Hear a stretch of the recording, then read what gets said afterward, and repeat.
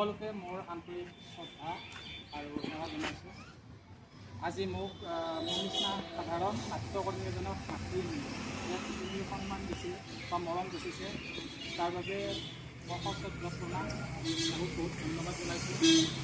আচলতে এনেকুৱা সন্মান বা এনেকুৱা মৰম দৰে আমাৰ নিচিনা সাধাৰণ নাট্যকৰ্মী বা অভিনয় কৰ্মীসকলক আৰু কাম কৰাত বা কাম কৰি থকাত সাহস দিয়ে বা সাহস পাওঁ।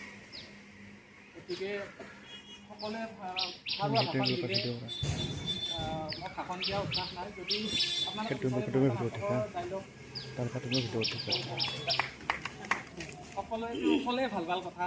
মই ইমান ধুনীয়া সাৰুৱা ভাষণ দিবও নাজানো। আচলতে অভিনয় কৰোঁ, আমাক মানে ৰাইটাৰে স্ক্ৰিপ্ট দিয়ে, ৰিহাৰ্চেল কৰোঁ, কেমেৰাৰ সন্মুখত কৰোঁ বা মঞ্চত কৰোঁ। গতিকে সাৰুৱা ভাষণ দি তেনেকৈ মানুহ ৰাখিব পৰা আমাৰ হোৱা নাই। মই যোৱা বছৰ এখন নাটক কৰিছিলোঁ, বাঘ গুণ বুলি এখন নাটক কৰিছিলোঁ, ৰচনা দীপচালৈ, পৰিচালনা কিশোৰ চক্ৰৱৰ্তী। তাত মই এটা মানে 70 বছৰীয়া এজন বৃদ্ধাৰ মই অভিনয় কৰিছিলোঁ আৰু সেই নাটকখন গোটেই অসমতে হৈছিল, অসমৰ বাহিৰতো আমি কৰিছোঁ ছত্তীশগড়, আৰু তাত মই শ্ৰেষ্ঠ অভিনেতাৰ বঁটাও পাইছিলোঁ। মানে মানুহজন খুব আদৰ্শৱান, তেওঁ মানে নীতি আদৰ্শত থাকে আৰু নীতি আদৰ্শত থাকোঁতে থাকোঁতে তেওঁৰ মানে জীৱনৰ সকলো শেষ হৈ গৈছে। তেওঁ এখন স্কুলত কাম কৰিছিল, স্কুলখন মানে চৰকাৰী হোৱা নাছিল। তাৰপিছত মানে স্কুলখন চৰকাৰী হ'ল, চৰকাৰী হোৱাৰ পিছত মানে কি হ'ল, মন্ত্ৰীৰ মানুহে তেওঁৰ পৰা মানে পইচা বিচাৰিছিল। তেওঁ মানে সততাত থকাৰ কাৰণে মানে পইচা নিদিলে আৰু পইচা নিদিয়াৰ কাৰণে তেওঁৰ চাকৰিটো সেই সময়ত নহ'ল। তাৰপিছত ঘৈণীয়েকৰো বেমাৰ, একমাত্ৰ ইনকাম কৰা ল'ৰা এজন আছিল, সেই সময়ত মানে বানপানীত ঢুকালে। তাৰপিছত মানে ডাইলগটো আহে, যোৱা বছৰ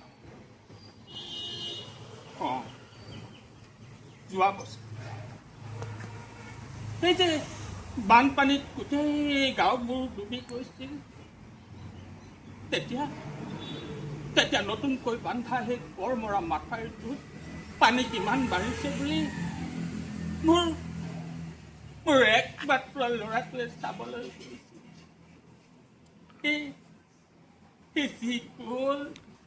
গ'লেই আৰু ঘূৰি নাহি। ঠিক 3-4 দিনমান পিছত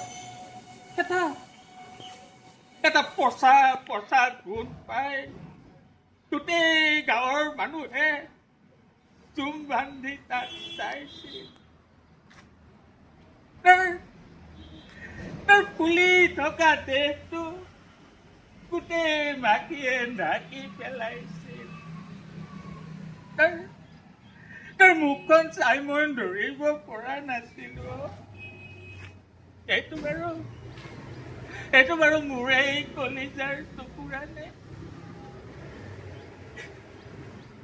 তেতিয়াৰ পৰা এই বেমাৰী মানুহজনীয়ে ৰান্ধি দিয়া ভাত গৰম খাই তোমালোকৰ এই অফিচটোলৈ আহি আছে।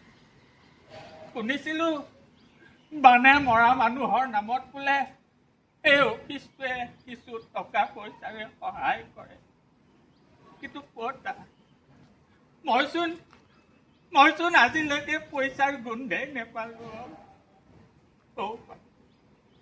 গোটেই জীৱনটো নীতি আদৰ্শত কটালো, এতিয়া আৰু নোৱাৰা হৈছো বোপা। এতিয়া মই এই নীতি আদৰ্শ সকলো ত্যাগ কৰি পেলাইছো। ময়ো আনিছো এইখিনি লৈ তোমাৰ হাতেৰে ডাঙৰ চাৰক দিয়া হ'ব। মোৰ কামটো মানুহজনীৰ মুখখনলৈ চাই কৰি দে। ধন্যবাদ।